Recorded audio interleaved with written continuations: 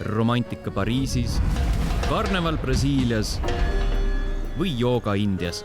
Meie ütlemegi sulle, mis võiks olla sinu järgmine peatus. Tere head kuulajad, teiega on Õhtulehe reisipodcast Järgmine peatus ja minu nimi on Liina Koolman.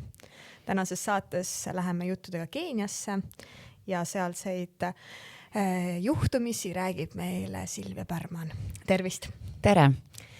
Sa ütlesid mulle Keenia kohta sellise huvitava asja, et sul oli kogu aeg seal olles tunne, et see on nagu vale Aafrika ja ükski selline Aafrika klišee ei pea paika. Mida see tähendab? Esimesed mõtted Aafrikaga seoses on seotud ikkagi kuumuse, eksootiliste loomade ja siis võib-olla selle negatiivsema poole pealt ka kurikuulsate slummidega.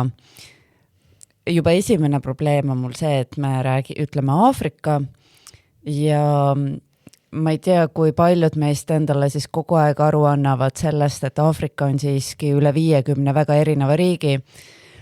See on sama hea, kui öelda Euroopa ja arvata, et Madeira ja Lapimaa või Tirana ja Muhu saar on kuidagi võimalik ühtedesse raamidesse panna.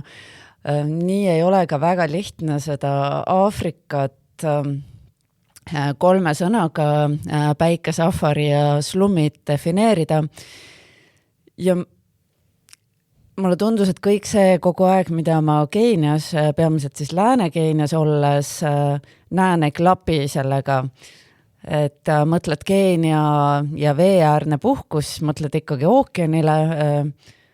Mina veetsin aega järvede ääres. No, safarile ma tõesti ei taha ära rikkuda ühegi Eesti reisikorraldaja tööd, kes teeb safari reise Keeniasse, aga päriselt te lähete seal lihtsalt külast külla auto või pooda-poodaga sõitma ja uskuge mind, see zebra läheb üle tee. Ma just tegelikult Aafrika või õigemini Keenia osas mõtlesin, et kas on võimalik minna Keeniasse ilma safarita. Ma ei ole ise käinud, mul on Aafrika kogemus super vähe, täiesti üksikud riigid, aga ma alati mõtlesin, et ikkagi ma ei tea Tansaania, Keenia, siis on safari nagu aamen kirikus. See on enamuse turistide jaoks, kes sinna puhkusereisile lähevad ju peamine motivaator. Et ikkagi, kui me räägime Keenia puhkusereisist, siis reeglina tahetakse minna ookeani äärde, randa ja siis käia safaril. Ja tead, see ongi, et tehniliselt see on peaaegu võimatu, kui õnnestub maanduda Nairobis päevasel ajal, siis Nairobi on vist maailma ainus pealinn, kus rahvuspark jääb linnapiiride sisse ja päevasel ajal, kui on valge lennujaamas maandudes, tõenäosus, et sa juba näed mingit kaelkirjaku karja on ülisuur. Vau, okei. Jätan meelde, kui kunagi lähen Keeniasse, siis pean hankima päevase lennu. See oleks nii äge ju. Ja see on päris keeruline algusega Eestist, sest mina olen Keenias käinud küll mitte kohutavalt palju, aga kuna ma olen teinud ka siselende, siis ma olen Nairobis ikkagi mitu korda elus maandunud. Ülikeeruline on seda teha valgel ajal, vähemalt minul ei ole õnnestunud reeglina. Euroopast, kui Tallinnast hakata minema, siis reeglina kas siis läbi Frankfurdi Lufthansaga või läbi Istanbuli Turkish Airlinesiga need lennud maanduvad keset ööd. Enamus Euroopast tulevaid lende maandub keset ööd. Ja nii ta alati lähebki, et see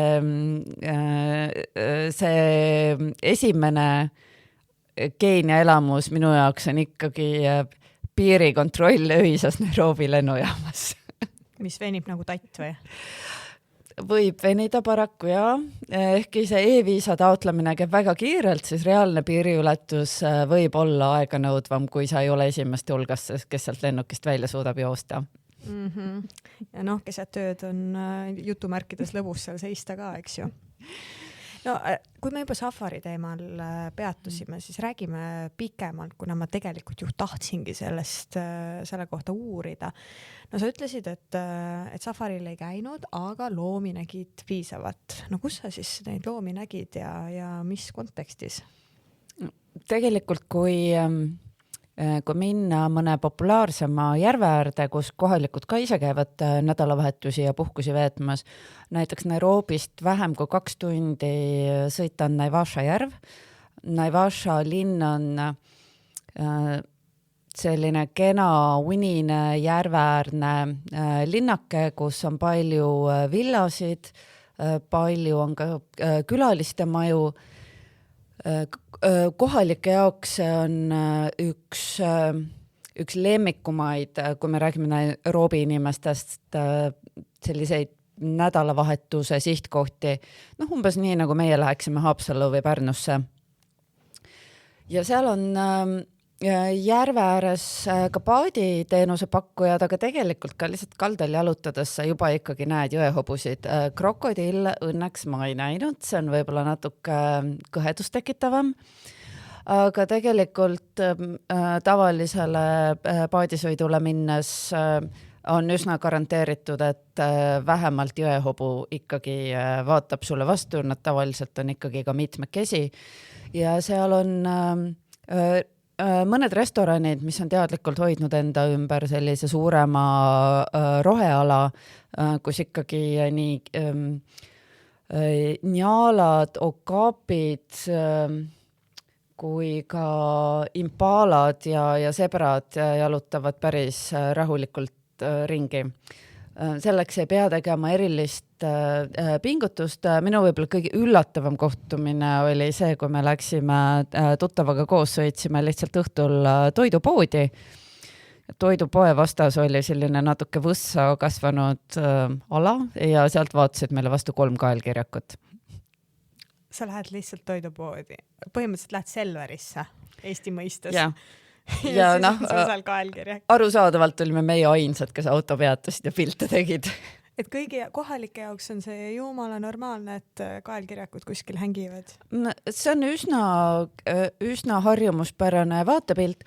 Mis mind nii pööraselt ja vaimuste on see, et õnneks küll mitte Nairobis, aga Kisumus, mis on Keenia 3.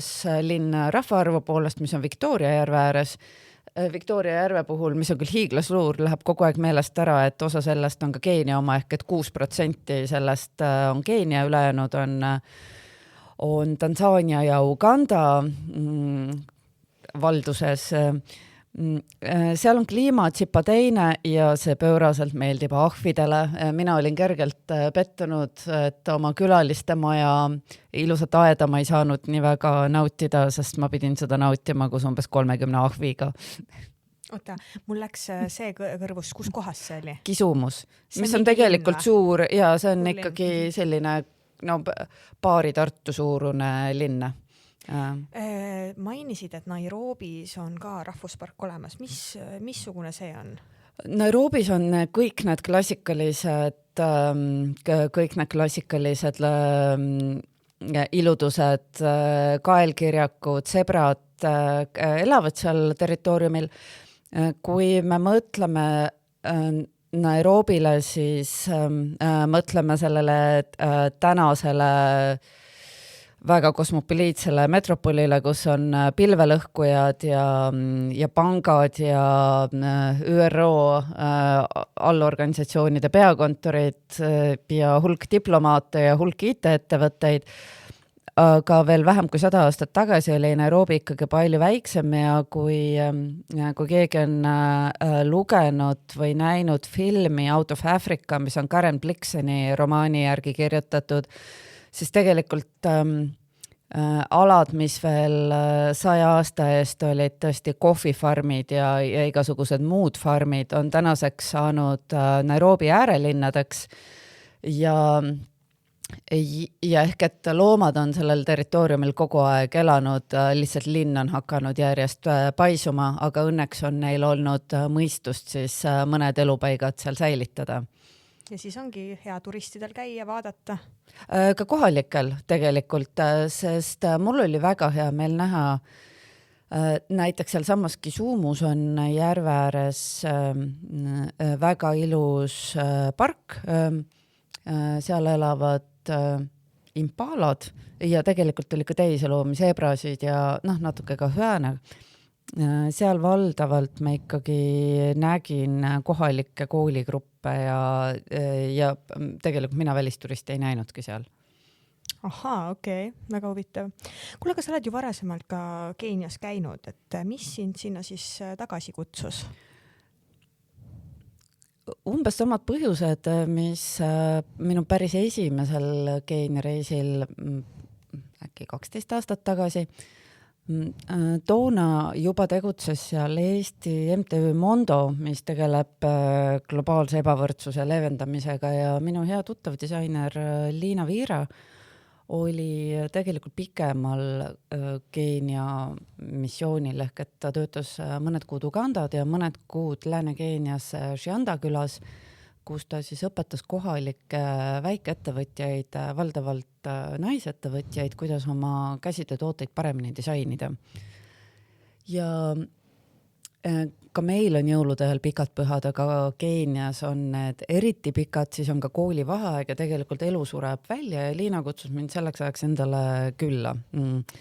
Et keegi ei taha temaga koostööd teha, aga ta ei hakka ka selleks ajaks Eestisse tagasi lendama, et pigem vaatame natuke ringi ja sinna Shianda külla, mis on täiesti tundmatu mujal maailmas, aga kuna seal on Eesti vabatahtlikud olnud ikkagi rohkem kui 12 aastat tööl, siis mulle tundub, et kui maailmas on mõni koht, kus Shianda on kuulus, siis see on Eesti.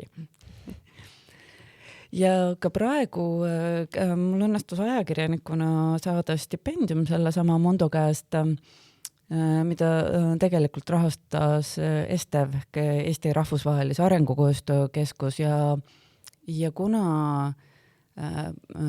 tänased haridusvaldkonna projektid, mille toimumist ma läksin vaatama, et need olid üsna Shianda küla lähedal, seal Shiandas täna tegelikult Eesti vabatahtlik enam ei ole, aga mul oli väga suur uudisemu tagasi minna ja vaadata, kuidas siis üks täiesti stereotüüpselt tavaline väike küla on selle ajaga muutunud ja muutus oli tohutu, eks ma ise olen ka kindlasti 12 aastaga muutunud, aga toona, kui me sinna kohale jõudsime bussiga, kohvrid bussi katusele seotud, siis olid paar tolmust tänavat, natuke mingid puitkasid, süüa tegelikult ikkagi pidime ise tegema, ostma turult asju, kogu küla peale ei olnud ühtegi külmkappi, vabatahtlikud rentisid koha peal maja, sest ühtegi hotelli ei olnud. Maja oli väga minimalistlikult sisustatud, nii et ma pidin endale turult ostma madratsi, et üldse kusagil magada oleks. Ja mul oli tegelikult väga tore näha, et mõned asjad on ikkagi samad, kogu see tänavatoidukultuur ja see, et väga palju on jätkuvalt kohalikke värskeid hooajalisi asju turul müügil, et ei ole kõik täis Hiina kaupu ja nii edasi. Aga tegelikult, kui ma siis autojuhiga hakkasin kokku läppima, et kus ta mind pärast peale võtab, siis oli valida lausa 4 erineva söögikoha vahel, mille eest see võiks toimuda. Turul sai teha mobiilimakseid, raamatupood jätkuvalt raamatuid ei müünud, aga muid kauplusi oli väga palju tekkinud. Mida tähendab, et raamatupood ei müü jätkuvalt raamatuid? Muidu keenialased ei ole kõige suuremad raamatukoid maailmas. Raamatupoest saab vahel osta mõne ajalehe, aga peamiselt ikkagi kirjatarbeid, aga nad visajärjekindlusega nimetavad seda raamatupoeks. Väga huvitav. Sa tahad mulle öelda, et kui ma lähen Nairobisse raamatupoodi, siis ma ei saa raamatuid osta? No välismaalased ikka midagi saavad. Nairobi ei ole päris sama, mis Lääne-Keenia pisike küla. Nairobis on ikkagi nii, et sa lähed supermarketisse, nagu sa meil lähed Coopi või Rimisse või Selverisse ja seal on see raamatuvalik olemas ja seal on isegi võimalik osta Keenia autorite raamatuid, mis tegelikult on päris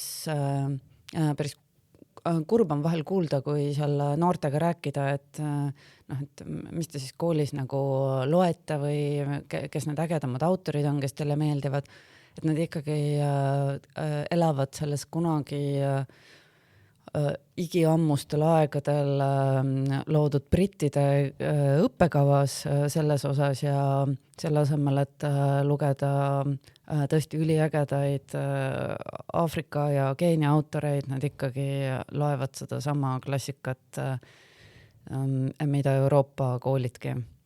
Sa tundud väga kurb selle peale, et jaa, sest mul on väga tihti olnud selle olukord, et ma tahan kellegagi mingist oma uuest avastusest rääkida, kes minu meelest on nagu tohutu superstar kirjanduse valdkonnas saanud juba väga palju auhindu ja tõeline bestsellerite autor.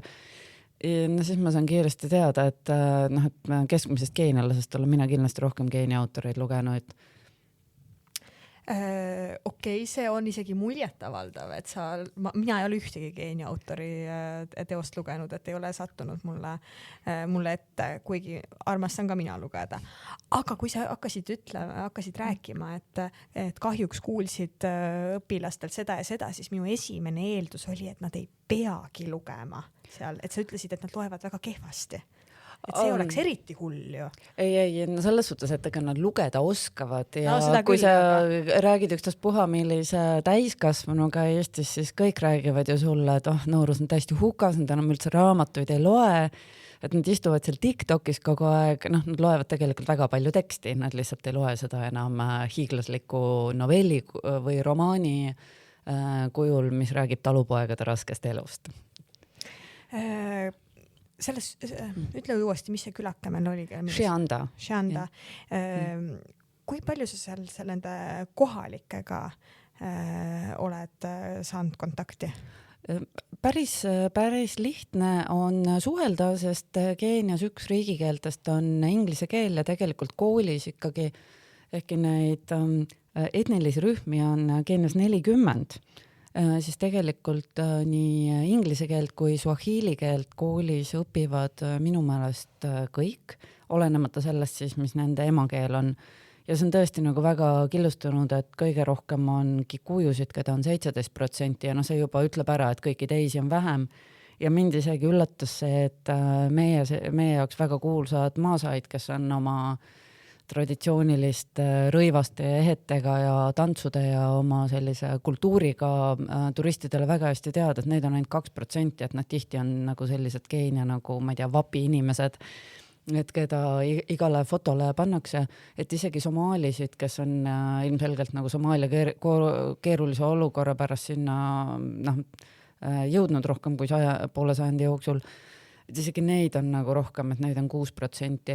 Ehk et need inglise ja swahili keel on ka kogu selle etniliselt väga kirju koosluse jaoks siis omavahel suhtlemiskeeled.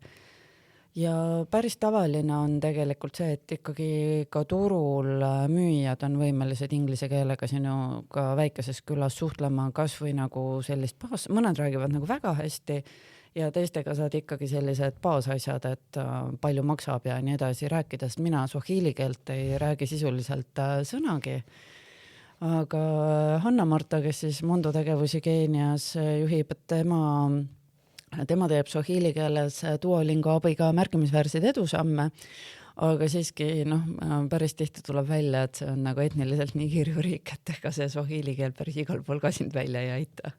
No igal juhul, kui öelda, et ma õpin swahili keelt, siis juba see on väga muljetavaldav. Ja seal kohapeal see tundub väga normaalne, sest swahili keele rääkijaid on maailmas ikkagi miljoneid. Ja eriti kui sa oled seal Ida-Aafrikas, siis see on seal regiooni riikides üsna räägitav keel, et aitab hädast välja ka Tansaanias. Pealinn Nairobi. Käisid sa seal ka esimesel korral Keeniat külastades või nüüd viimasel korral vaid? Ma olen Nairobis käinud viimase 12 aasta jooksul 3-4 korda ja see linn muutub pööraselt tempokalt ja ta muutub järjest paremaks. Et kui kunagi räägiti Nairobi hüüdnimi turistide hulgas oli Nairobi, sest oli üsna kindel, et sind pimedal ajal tänaval röövitakse, siis no viimased arengud on lausa üllatavad. Ma juba 4 aastat tagasi katsetasin, et seal oli linnaosasid, kus oli ikkagi võimalik jalutada lausa ühest punktist teisest, ega nairobilased ei armasta jalgsi käia. Aga nüüd on lausa kõnniteid hakatud rajama, et enne see oli selline omal riskil käimine kuskil teeservas, aga pilt läheb järjest paremaks, järjest kirjumaks. Ta on tegelikult, muidugi seal on see kurikuulus Kibera slum, kus vist elab vist ligi 2 miljonit inimest, nagu tohutud numbrid. See territoorium ei olegi nii pööraselt suur. No selle kohta visatakse ka nalja, et see on maailma, ma ei tea, suuruselt mitmes majandus, et see majandus on isegi suurem kui Eesti majandus, sest siin on tohutult nagu läinud arengukoostöö ja abirahasid. Ja slum on ikka alles. Aga ta on väga, ma selles suhtes ei eita, et seal on inimesi, kellel on väga keeruline hakkama saada, haridust saada, tööd leida, aga ta on muutunud selles suhtes ikkagi väga kommertsiks, et neid ettevõtteid ja reisikorraldajaid, kes teevad slummituure, on ka, on vaja mitme käe sõrmi, et neid üles lugeda. Ma esimesel korral, kui ma Keenias käisin, ma sattusin sinna, sest toona olid eestlastel ka koostööprojektid ühe mittetulundusühinguga, mis seal slummis tegeles. Aga tänaseks selliste projektidega edasi minda ja mulle tundus endale juba väga veider, et osta nagu mingi $20 pilet, et minna siis vaatama, kuidas inimesed vaesuses elavad. Et see kõik juba tundub järjest kummalisem, aga muidu on Nairobi on ikkagi uus London. Seal ei ole võib-olla veel sellist kunsti ja teatrielu, nagu me oleme harjunud, aga see kosmopoliitsus, ettevõtete kontsentratsioon, see restoranielu ja kogu see ka muusikakultuur näiteks, et ta hakkab mingit sarnast positsiooni juba endale haarama. Ja peab siin ka Nairobi kasuks välja tooma, et nende kliima on märksa meeldivam. Kui Londonis. Absoluutselt. Slummis kuritegevus lokkab või ei? Seda on mul isegi keeruline endal hinnata. Ma arvan, et probleeme võib olla igal pool, kuritegevus üldiselt Keenias järjest väheneb, et see ei ole nagu, ausalt öeldes ei tulnud seal kordagi enam teemaks. Et kui näiteks lõuna-aafriklastega kusagil kokku saades ja vesteldes, siis ikka kuulad, et kui lõuna-aafriklane ületab oma riigi piiri, et siis tal nagu stressitase kohe nagu kukub, sest seal on suurlinnades tõesti palju tänavakuritegevust. Keenias ikka öeldakse suurlinnades inimestele, et vaata ette ja et võib-olla päris nagu ära käi niimoodi, et käekott on pealt lahti ja telefoni jätad kohvikus laua peale ja ise lähed pooleks tunniks kuhugi minema. Aga see ei ole absoluutselt teema, millest inimesed praegu räägiksid. Ma arvan, et see Eestis ei peaks ka pooleks tunniks telefoni laua peale vedelema jätma tegelikult ju. No tegelikult juhtub asju igal pool. Absoluutselt. Et ei pea olema, et see läks Google kaugele minema, et jääda oma telefonist ilma. Ütlesid, et nagu kameeleon muutub, et see on siis niimoodi, meie varasemas vestluses võrdlesid seda kameeleoniga, et siis iga aasta võib-olla lähed sinna ja iga aasta on ka juba midagi uut või on see ikkagi pikemaajalisem protsess olnud? No mõned asjad, uued kõrghooned näiteks kerkivad ülitempokalt. Seal ühe kiirteehitus, mis toob nüüd lennujaamast Nairobi kesklinna, no see küll venis. Nad suutsid ikkagi, aga see on ka Euroopas harjumuspärane. Ma kuulsin, et Thessaloniki metroo valmimine vist lükkus kogu aeg 30 aastat edasi. Ma ei tea, mitukümmend aastat juba Kairosse uut Egiptuse muuseumit avatakse. Nii et ei ole siin mõtet nagu midagi Nairobi inimeste üle nälja visata, et neil nagu uus kiirtee valmis võib-olla 3 aastat hiljem kui plaanitud. aga Keenia ise on noor riik. Väga. Seal on ehk et 55 miljonit inimest, kelle keskmine vanus on 20 aastat. Ma arvan, et me ei kujuta Euroopas isegi mitte midagi taolist ette, et neist väga suur protsent on tegelikult siis kooliealised või kuidagi haridussüsteemis sees. Keenialastel on, ütleme, et see haridus on, nad on võib-olla sama obsessiivsed kui eestlased. Sest meil on ka ikkagi, me kuuleme hariduse olulisusest väga palju, haridus vähemalt kinnisvarasse investeeritakse väga palju. Keenias päris nagu samaväärseid koolimaju ei ole, aga see on teema, millest väga palju räägitakse, mis on kõikidel lapsevanematel südamel ja mis on kõikidel õppuritel endal ka nagu südamel. Ja kui mul õnnestus siis Mondo töötajatega koos käia paari kooli külastamas, kus paaris koolis seal näiteks Eesti toetab tüdrukute tehnoloogiaklubisid, mis on nagu kohutavalt suurt vaimustust tekitanud tüdrukutes ja tõesti õpitakse, ma ei tea, pannakse konstruktoreid kokku, ehitatakse roboteid, aga õpitakse ka selliseid näiteks meie igapäevaelus väga vajalikke asju, et kuidas salvestada videot, kuidas siis inimene, kes on kaamera ees ja operaator peaksid koostööd tegema, salvestada näiteks mingit oma tantsuvideot või midagi sellist, vahetada seal tausta. Aga peamine mure õpetajatele ei ole üldse mitte enam laste pärast, vaid nad ise uurivad, et aga et mis siis meist kui õpetajatest saaks, et millised oleks meie võimalused uut metoodikat õppida ja nii edasi. Ja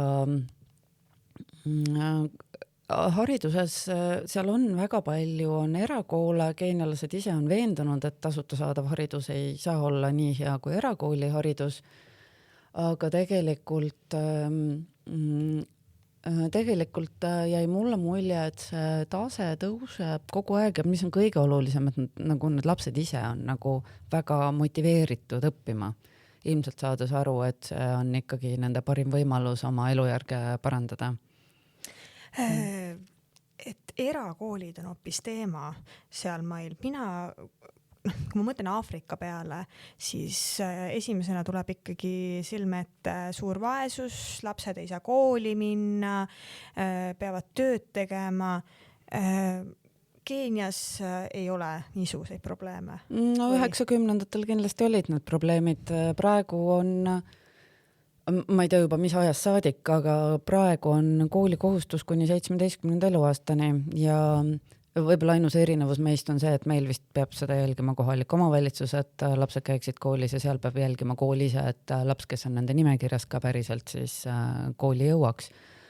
Aga erakoolid on Ida-Aafrikas väga levinud. Näiteks algas kindlasti sellest, et see kohaliku omavalitsuse või riigi omandis koolide tase ei olnud vanemate meelest võib-olla piisav ja seal on ka olnud see nüanss, et praeguseks nagu koolidel otseselt õppemaksu ei ole küll, aga on seal kõikidel koolidel on koolivormid ja ka õpikute ja õppevahendite eest tihtipeale vanemad tasuvad, ehk et sellist nagu päris tasuta haridust meie mõistes, ehkki ka meil peab lapsevanem ostma ju pliiatseid ja muid selliseid tarbeid. Et päris sellist lahendust ei ole eriti nagu maapiirkondade lastele, et näiteks see Shianda küla, et seal on ainult algkool ja põhikool, et gümnaasiumisse peavad lapsed ikkagi minema kuhugi kaugemale, mis tähendab, et nad elavad ka juba õpilaskodus ja sellega kaasneb ka tasu.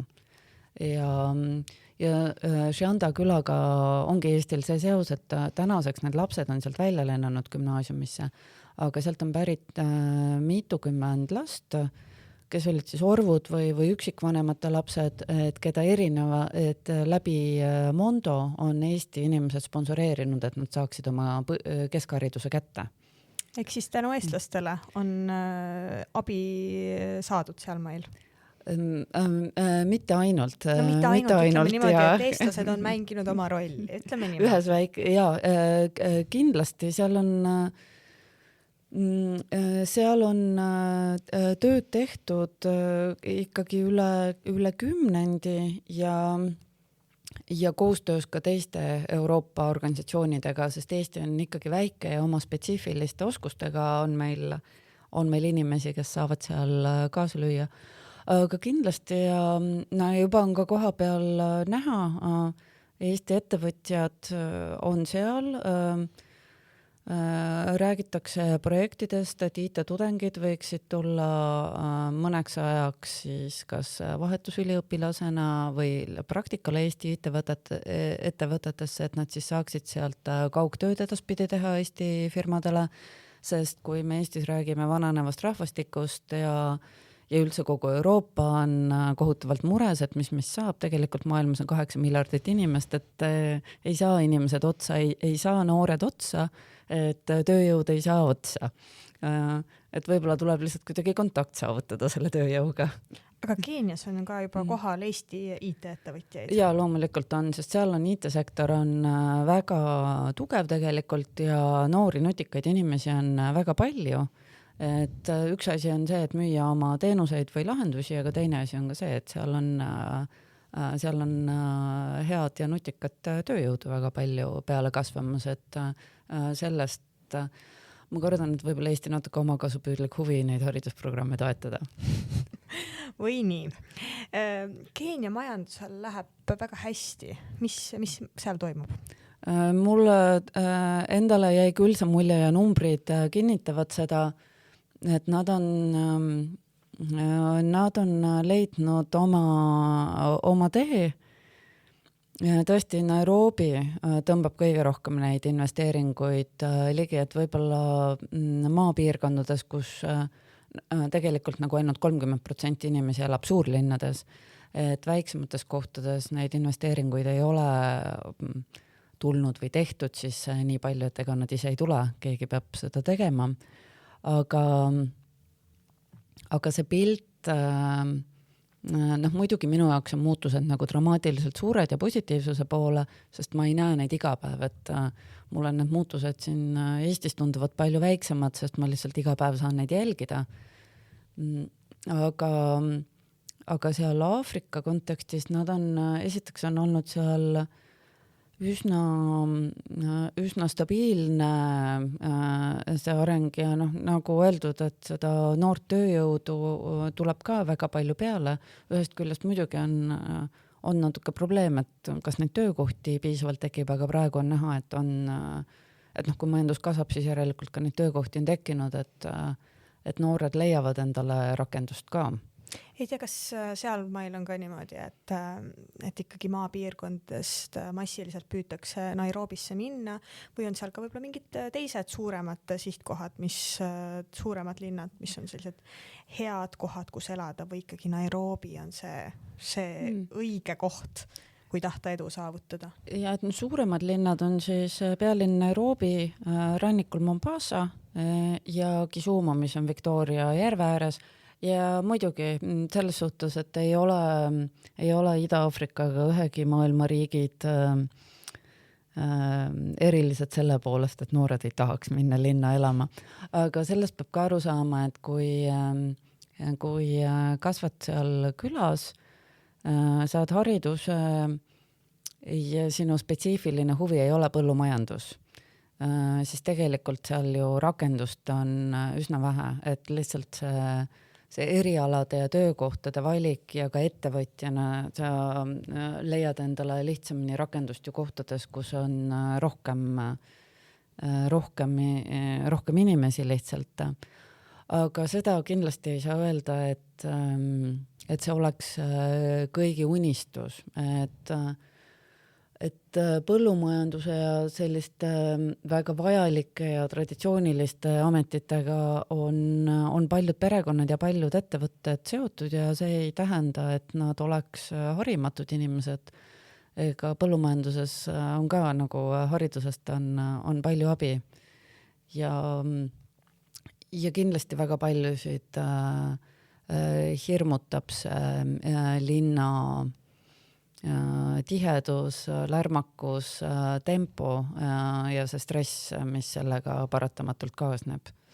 no mul tuli vahepeal meelde üks varasem podcast Keeniast, kus saatekülaline ütles, et see on selline hea algus Aafrikale, et kui pole enne Aafrikas käinud, et siis maanduda sinna Nairobisse on nagu natukene lihtsam, et see ei ole võib-olla nii šokeeriv Aafrika. Kuidas sulle tundub? Ma ei tea, mida keegi siis šokeerivaks saab Aafrika puhul pidada, et me peame ju aru saama, et see on teine kontinent, seal ei saa olla kõik asjad nii, nagu on Euroopas. See olekski kohutavalt igav, kui kõik oleks nii nagu Euroopas ja Euroopa riigid on ka väga erinevad. Ma tegelikult arvan, et tõesti see Ida-Aafrika, ta on erinev Põhja-Aafrikast, et mida paljud on, Egiptust on ju, ma arvan, enamus meie kuulajaid näinud, vähemalt Egiptuse hotellide basseine on näinud. Kindlasti, jah. Maroko on ka ju järjest populaarsem, et kõik see, mis jääb nagu Saharast lõuna poole või Ida-Aafrikasse või siis sinna päris lõunatse, et ta on loomulikult on klimaatiliselt ja kultuuriliselt teistsugune. Keenia, Uganda, Ruanda, ka Malawi on ja Lõuna-Aafrika Vabariik on minu meelest väga head algused just sellepärast, et enamus meist ju esimese võõrkeelena räägib inglise keelt ja seal ei ole probleeme. Ma ka ennast tunnen, ma ei olegi käinud nii väga Lääne-Aafrika riikides, millest mõned on üsnagi prantsuskeelsed või lausa portugalikeelsed, et mis kindlasti on suurem väljakutse, et kui sul juba selline elementaarse kommunikatsiooniga on probleeme. Ja muidugi Keenia on selles suhtes lihtne, et meile arusaadavad teenused, et ma saan Bolti tellida, et need on seal kõik kättesaadavad. Ja inimesed tihtipeale tahavad ka teisel kontinendil reisil olles süüa endale harjumuspärast toitu, et Nairobis sa leiad kõike sushist pizzani ka. No suurepärane. Järgmine reis siis võib-olla näiteks Keeniasse, Nairobisse.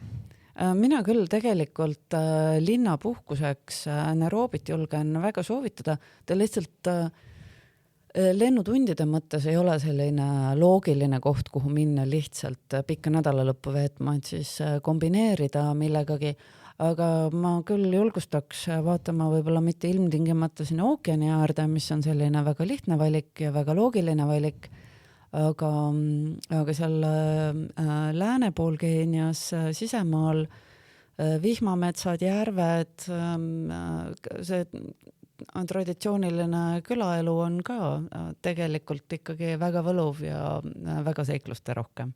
Aitäh, Silvia, sulle selle vestluse eest. Aitäh, et kutsusid. Ja järgmine peatus on eetris 2 nädala pärast. Kuula meid üle nädalati kolmapäeval Õhtulehest, Spotify'st, SoundCloud'ist või iTunes'ist ja ära unusta meie podcasti tellida.